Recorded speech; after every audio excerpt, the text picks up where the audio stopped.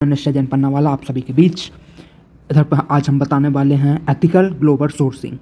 Ethical क्या है? Ethical को आप सिंपल उसमें आम भाषा में या लेमैन लैंग्वेज में कुछ ऐसा बोल सकते हैं, सही गलत में अंतर। एथिकल एथिकल मतलब तो अपन को गलत से हमेशा बचना है, तो एथिकल हो गया global sourcing. Involve making decisions that consider the well-being of workers, communities and the environment. Ethical global sourcing में क्या है? डिसीजन लेना, फैसले लेना, किसको कंसिडर करके? जो आपके वर्कर्स, जो आपके कर्मचारी हैं, उनका भला हो, समाज का भला हो और पर्यावरण एनवायरनमेंट का भी भला हो. When company source responsibly, they contribute positively to society. When they do not conscious, they can be determined. अगर कंपनी की मानसिकता समाज को कुछ अच्छा करने की है तो निश्चित तौर पर जो उसके रिजल्ट आते हैं वो अच्छे आते हैं, कंपनी को भी मुनाफा होता है, सबका फ़ायदा होता है और एक अच्छी सोसाइटी बनती है. अगर नहीं हो तो उससे उल्टा भी हो जाता है. तो ethics in global sourcing, worker right and labour condition. जो वर्कर राइट्स हैं पूरे देश दुनिया में, आप अलग अलग देश में जाएंगे वहाँ पर आपको जो मिनिमम वेजेस है वो हर देश का अलग अलग चलता है. उसकी जो वर्कर्स को राइट्स दिए गए हैं, जो लेबर की कंडीशन है, आप जहाँ पर उनसे काम करा रहे हैं वहाँ पीने की व्यवस्था होनी चाहिए, वॉशरूम होनी चाहिए और वर्किंग मतलब कि काम ऐसा ना हो कि एकदम से ज़्यादा गर्मी है कि उसके चलते लोगों की मृत्यु हो रही है, चक्कर आ रहे हैं. इन सब का वर्कर कंडीशन, इन सब को अपन को ध्यान रखना है. Economic development and poverty reduction. जो उद्योग जगत होती है, जो ग्लोबल सोर्सिंग होती है, उससे जो गरीबी होती है उसके ऊपर सीधे हमला. इकोनॉमिक डेवलपमेंट होता है, आर्थिक विकास होता है. Environmental sustainability. जब हम ग्लोबल सोर्सिंग का ध्यान रखते हैं तो इन्वायरमेंट सस्टेनेबिलिटी, इसको मैं एक आपको कुछ ऐसे बता सकता हूँ. ओ इस पर आप नाम देख लीजिए, इसके आगे अपन अच्छे से इसे एक्सप्लेन करेंगे. Environmental sustainability, culture respect and preservation, consumer awareness, society expectation, long term social stability. Ethical global sourcing की component, challenge and implementing strategy and benefit, सबको हम एक एक करके जानेंगे. Human rights and labour standards. Fair labour practice करिए. Child मतलब कि जो रीजनेबल आवर्स होने चाहिए, 8 घंटे 12 घंटे एक टाइम होना चाहिए, उसको जो हर देश का अलग अलग होता है उसको अपन को फॉलो करना है. चाइल्ड लेबर नहीं होना चाहिए. हर देश की जो लीगल एज वर्किंग की अलग अलग है, कई देश की 13 है, कई की 14, कई की 12, कई की और ज़्यादा कम है, तो उसका अपन को ध्यान रखना. लीगल एज के साथ काम कर रहे हैं. Force labour prevention. Ensure that there is no force और बॉन्ड. ओके, मतलब कि ज़बरदस्ती लेबर ना हो. जैसे कि आप स्लेवरी, जैसे कि आप अंग्रेज लोग क्या करते, स्लेब्स बना के अपने देश ले जाते थे, तो इस टाइप का फोर्स लेबर मतलब किसी से अपन को ज़बरदस्ती काम नहीं कराना है कि अपन ने उसे बना लिया, आपने कर्ज नहीं चुकाया, आपको काम करना पड़ेगा, जैसे नहीं करना है. Force, freedom of association, respect. जो वर्कर्स राइट, जो अगर जैसे जो आपके वर्कर्स वगैरह अगर वो किसी यूनियन मतलब कि ग्रुप या संस्था को ज्वाइन करना चाहते हैं जो उनके हक की बात करें तो कर सकते हैं, आप उसमें प्रतिबंध नहीं लगा सकते हैं. जो होगी human right and labour standards. Environmental sustainability, resource management, using resource efficient and responsible to minimise the environmental impact. जो रिसोर्स हैं सब अपन को जान लो, जो लिमिटेड हैं, स्केयर हैं, और उसी का अपन को ऐसे यूज़ करना है जिससे इन्वायरमेंट कम से कम इम्पैक्ट हो और पॉजिटिव रिजल्ट है. मतलब कि मिनिमम से मैक्सिमम यूज़ करना, मिनिमम रिसोर्स से मैक्सिमम यूज़ करना. Waste reduction, implementing the practice that reduce waste and promote recycling and reuse. जो अपन 3 R's पढ़ते हैं, रिसाइकिल, रीयूज़, तो उसको अपन को लेके चलना है. Carbon footprint.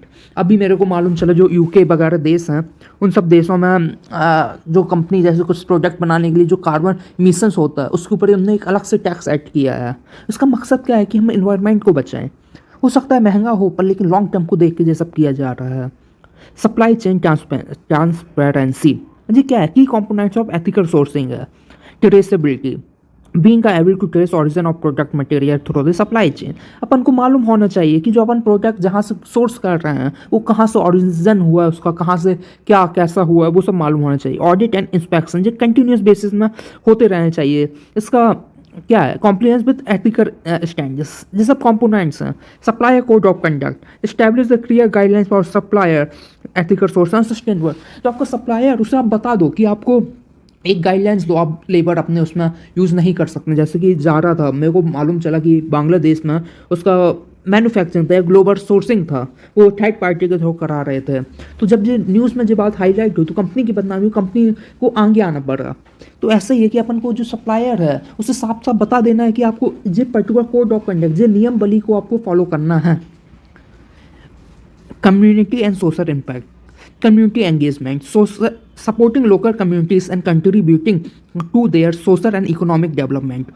Fair trade practice, engaging in fair trade practice that ensure equitable and reasonable pricing. Okay, इसको आप कम्युनिटी और एंगेजमेंट, आप सब कुछ मशीन सब कुछ काम कर सकती हैं, पर लेकिन जब तक आप समाज को क्या उससे बेनिफिट मिलेगा।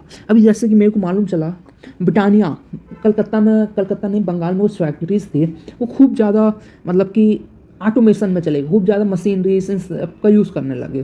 तो जहाँ पे वो फैक्ट्रीज थी वहाँ के जो लोकल वर्कर्स थे उनने आंदोलन किया। उनने आंदोलन इसीलिए किया कि उनने कहा कि हमें एम्प्लॉयमेंट नहीं मिल रहा है, हमारे गांव में जो कंपनी धुआं कर रही है, ऐसा कर रही है, तो हमें ध्यान रखना है, हम विकास करें, अपने साथ 4 लोगों का और बढ़ा हो। हम चंद प्रॉफिट के लिए लोगों की जो वैल्यूज़ है उसको अनदेखा ना करें। फेयर ट्रेड प्रैक्टिस, फेयर होना चाहिए, फेयर मतलब सच्चा, ईमानदार, उन सबको अपन को पालन करना है। बिजनेस इंटीग्रिटी, इसमें 2 चीज़ आती हैं, एंटी करप्शन मेजर्स और कॉम्प्लायंस एंड लॉ। जो है उसमें अपन को कुछ काम हो रहा है, घूसखोर है, मतलब जो अपना देश है करप्ट हैं, वहाँ अधिकारी भी करप्ट हैं, तो ऐसा नहीं कि आप कहें कि पैसे दे के काम हो जाएगा। जी मानसिकता अच्छी नहीं है, हो सकता है आपका काम बन जाए, पर लेकिन देश और संस्था के लिए जो कदापि अच्छा नहीं है। उससे देश की व्यवस्था और सिस्टम में जंग लग जाती है, दीमक जिसे कहते हैं, जो दीमक खा जाता है पूरा सिस्टम को, उससे अपन को बचना है। कॉम्प्लायंस विथ लॉ, इसमें are relevant law and regulation in their countries of operations, उसको अपन को फॉलो करना है, जो नियम हैं जिस देश के उनको अपन को साथ लेके चलना है।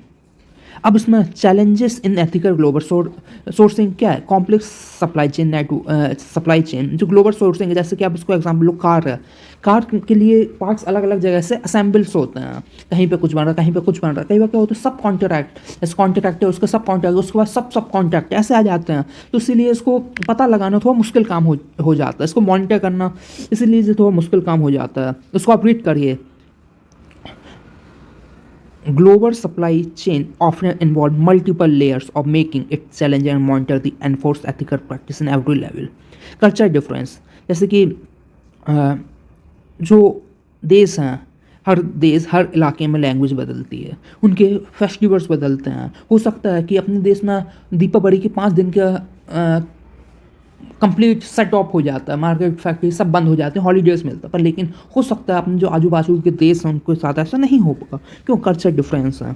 अपने देश में ही आप देख सकते हैं, जैसे कि मैं एमपी से आता हूँ, एमपी में जो गणेश मतलब जिस रीजन से मैं आता हूँ पन्ना में, वहाँ जो गणेश उत्सव होता है वहाँ नॉर्मल होता है कि स्कूल कॉलेज सब कंटिन्यू होता है, पर लेकिन महाराष्ट्र पुणे में एकदम से बदल जाता है, 3-4 दिन के ऑफ मिलते हैं। तो ये क्या है, कल्चर डिफरेंस है। कॉस्ट इम्प्लीकेशन जो है एथिकल सोर्सिंग, ये एक एक्सपेंसिव है, उसमें क्या कहते हैं, ये कंपनी के लिए एक्स्ट्रा कॉस्ट है, फेयर वेजेस देना, इन सबको मॉनिटरिंग करना, सस्टेनेबल मटेरियल का यूज़ करना, कंपनी को उससे कोई फ़ायदा नहीं हो रहा शॉर्ट टर्म में, हो सकता है उसको लॉन्ग टर्म में कुछ हो, पर लेकिन ये चैलेंज है, लैक ऑफ ट्रांसपेरेंसी।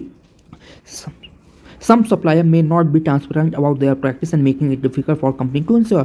जो कई सप्लायर वो बताते ही नहीं कि हम काम कैसे करते हैं, हम क्या करते हैं, उनको ऐसे ही अंदर काम कर रहे हैं, पता नहीं कैसे कर रहे हैं। ये क्या है, ट्रांसपेरेंसी मतलब कि स्पष्ट बाध्यता की कमी है। सप्लायर रेसिस्टेंस, सप्लायर में resist change that requires significant alteration to their operation and increase the cost. आप इसे समझ गए होंगे, इसे आप रोक के अच्छे से रीड करिए। अगर अपन को इसे इम्प्लीमेंट करना है एथिकल सोर्सिंग को, तो अपन को क्या क्या फॉलो करना होगा, develop a strong ethical sourcing policy. अपन को साफ साफ जो अपने सप्लायर्स हैं उनको बता देना है कि हमारी अपेक्षाएं, हमारी उम्मीदें क्या हैं। Communicate the policy and ensure they are understand the implement throughout the supply chain. साफ साफ बताइए, स्पष्ट। कंडक्ट अ रेगुलर ऑडिट और असेसमेंट, जो आपके सप्लायर्स हैं जो आपको मार्क्स दे रहे हैं बना के, उनको बोलिए कि हम आपको कंटिन्यूस ऑडिट और असेसमेंट आपका होगा। Use third party auditor to provide unbiased assessment and supplier practice. समझा, मतलब तीसरी पार्टी को लाइए, आपको लग रहा है कि हो सकता है उनका जो ऑडिटर बेईमानी कर रहा है या हमारा बेईमानी कर रहा है, आप बाहर से लोग मंगाइए, इससे चांसेस कम हो जाएंगे। Build strong relationship with supplier, और आपको जो सप्लायर है उसे शॉर्ट टर्म के लिए नहीं देखना है, आपको लॉन्ग टर्म, क्योंकि बिजनेस लॉन्ग टर्म के लिए किया जाए, लंबे समय के लिए किया जाता है।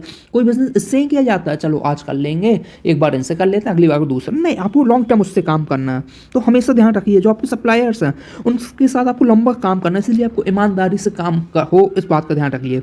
Collaborate with supplier to address challenges and improve the practice. अगर कुछ वो लोग गलती कर रहे हैं, ऐसा नहीं अपन को सीधे उन्हें निकाल नहीं देना, उन्हें बताना है आप इधर गलती करो, आप उसको बदलिए, आप ऐसा करिए, इससे और अच्छा होगा, आप ऐसा मटेरियल उनके साथ डिस्कस करिए कि हम ऐसा मटेरियल चाहते हैं जो डिकम्पोज आसानी से हो जाए, जो सस्टेनेबल हो।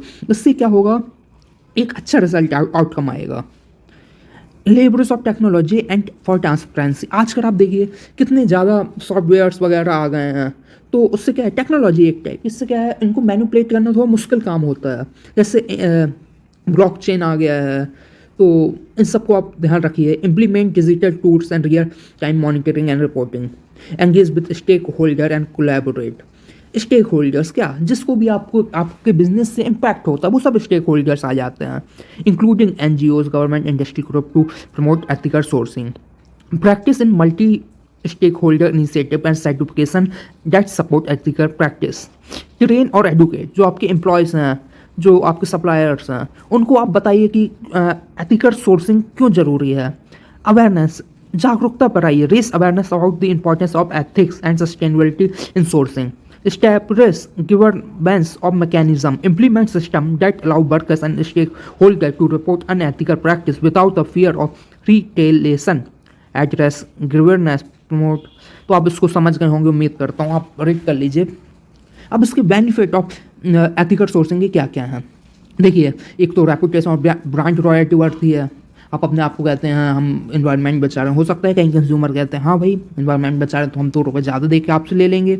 Risk management, ethical sourcing help to mitigate the risk related legal issues. Okay, इसका सिंपल आप समझिए, रिस्क मैनेजमेंट में क्या, इसका मतलब केवल इतना है, जैसे कि कोई फैक्ट्री खूब ज़्यादा धुआं कर रही है तो सरकार उसके ऊपर नियम लगा देती है, उसके कहती है आपको ये बंद करना पड़ेगा, ऐसा करना पड़ेगा, पर लेकिन जब आप इसको फॉलो करते हैं तो हो सकता है कि आपका जो लीगल इशूज़ हैं उसके चांसेस कम हो जाएं, रेपुटेशनल डैमेज से आप बचो, और सप्लाई चेन जिस उससे कॉम्पिटेटिव एडवांटेज मिलता है। Company committed to ethical practice differentiate themselves in the market and attract socially conscious consumer and investors.